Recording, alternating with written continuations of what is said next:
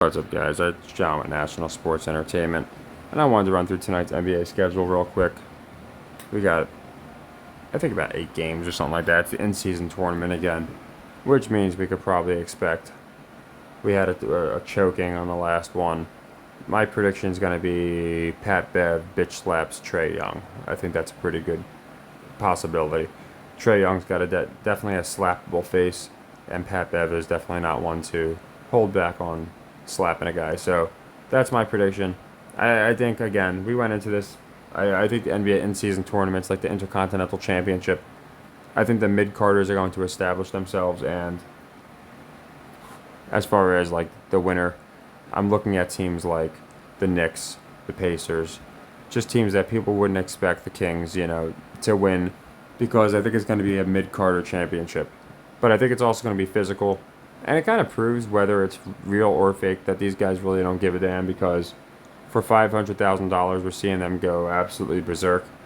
And when they're playing for the NBA championship or the Olympics, whatever it may be, and they've already been guaranteed about 200 million, some of these guys, they just, we lost. Oh well, we'll get them next time. So it's one of those where it's like, whether it's real or fake, people should understand that these guys do not care about winning. There's a reason it's sports entertainment. But anyway, last night we split our NBA games. We got the Heat. That was they covered. We did not get the Warriors. So I thought public would have been all over the Thunder, to be honest. But again, the public isn't always. They're going to get paid out. They're not going to just have every single time the public lose. So anyway, we went 1-1. They were both leg threes for 4 units, so a wash.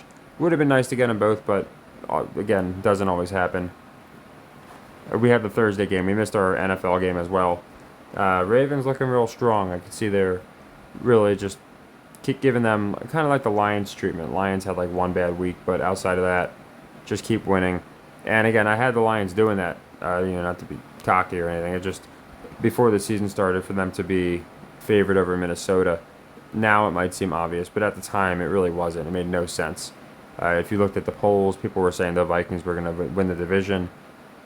They were saying stuff like don't sleep on the Lions, but I think Vegas had them.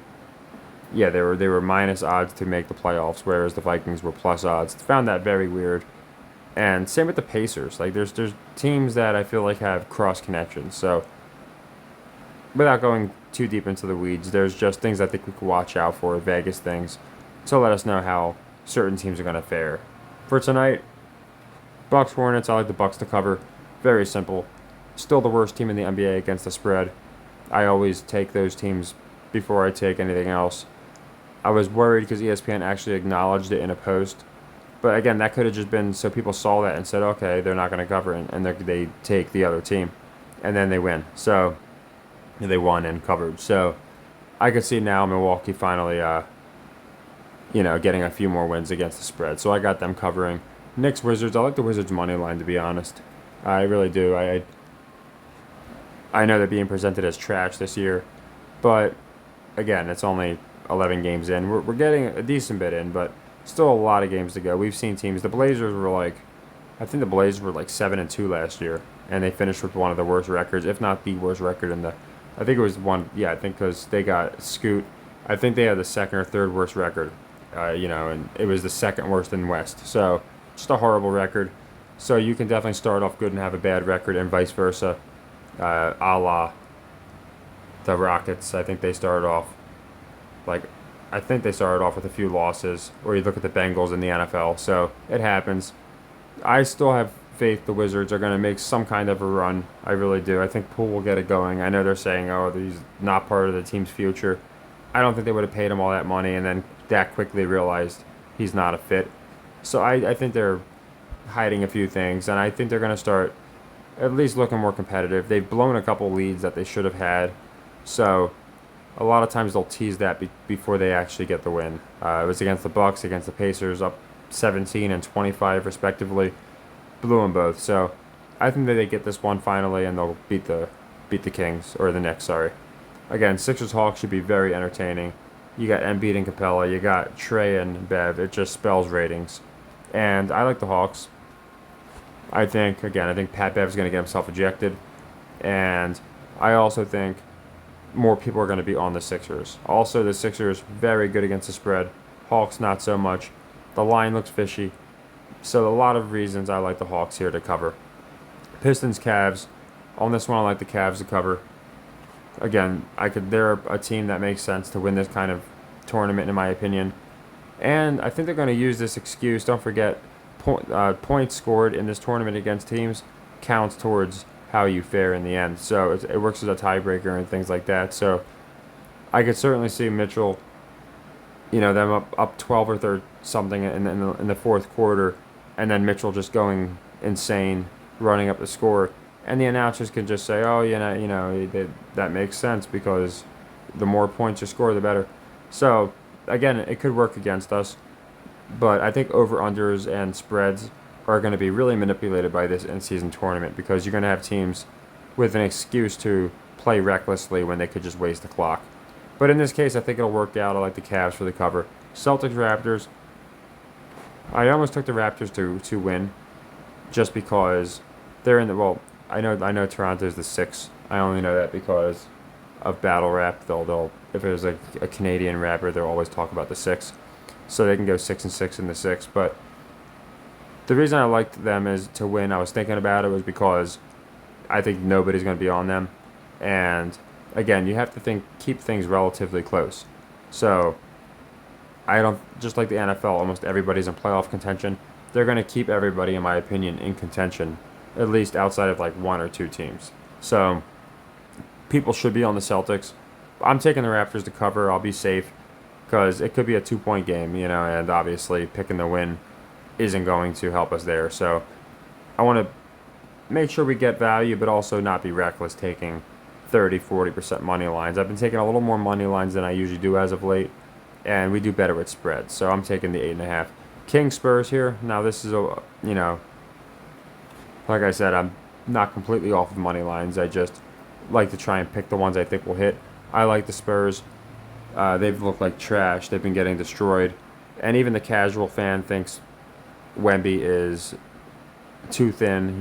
He's just not going to be good until he puts on weight. He's going to have growing pains, all these different things. The reasons that I explained, he's going to win Rookie of the Year, but he's not going to have a monster crazy year. They're going to act like Popovich is developing him. And, the public's not wrong. When you got Chet and Wemby being outweighed by the team of Curry and... Or not, actually, they're outweighed by Clay and Booker by 10 pounds. And Curry and Steph are about a Big Mac each away from outweighing them.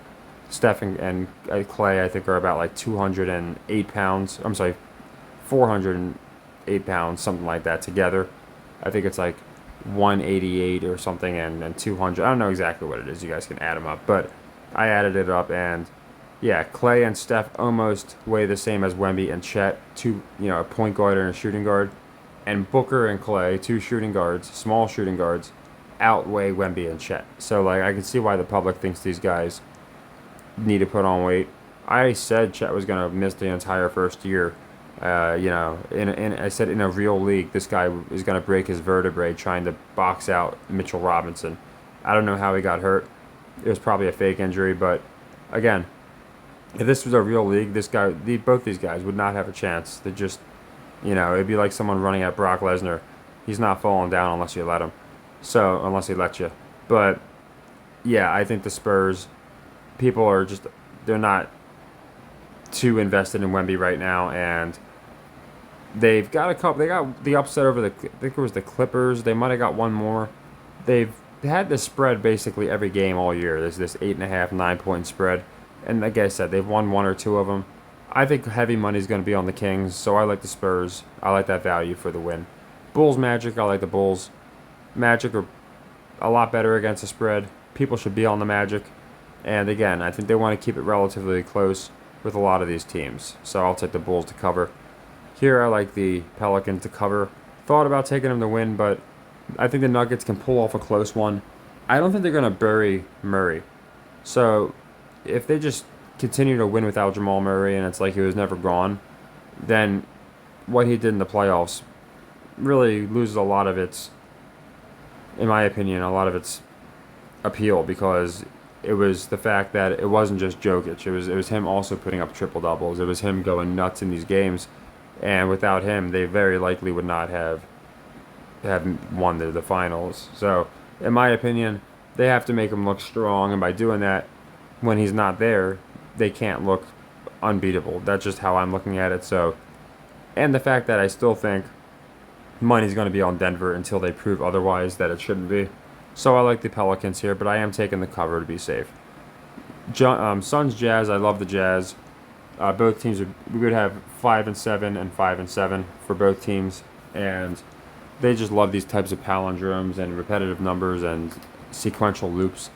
So I like the Jazz to win, and I think they're going to force the narrative that unless the Suns are completely healthy, that they're trash. Basically, they don't have the depth, and the money should still be on the Suns because I don't see why public would be on Utah. So I personally like in this game, the Jazz to win outright. Thought about taking the money line, or the spread, but I like the money line. And the 5-7 I'm going to get back to in a second because it's tied in. I see numbers across different sports, 5-7, 7-5, and it's weird. I'll see in this game, obviously they can both go 5-7, and I look at the college football game. We have Dion, and they had Super Bowl 57, and then that same year they were talking about, or was the year after, was the NBA the year before? I don't remember. It was the same time, the NBA's 75th anniversary, and I remember 5-7, 7-5 coming up a ton then. And I know the gematria people might be all over it, but Colorado could move to 4-6, and then, or they are 4-6, 4-7, and then 5-7, or 5-6, then 5-7. So it's interesting. I just don't know exactly where to put my finger on it, but I know it seems like across sports they'll have these same numbers coming up. So I'm not saying Colorado's finishing 5-7. The Suns are 5-6 right now, and I have a feeling 6 is a big number.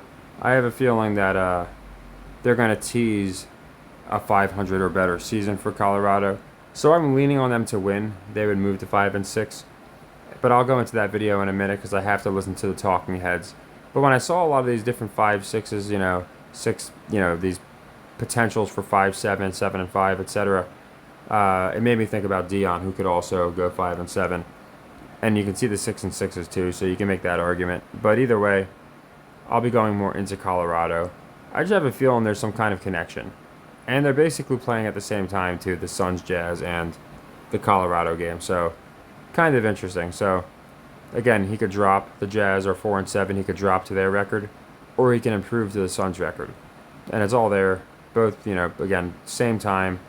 Find it interesting, but the gematria guys will probably have fun with that. Lakers, Blazers, I like the Lakers to cover.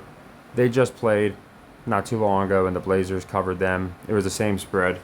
It was like 8.5, 9.5, something like that. And it was a 6-point game.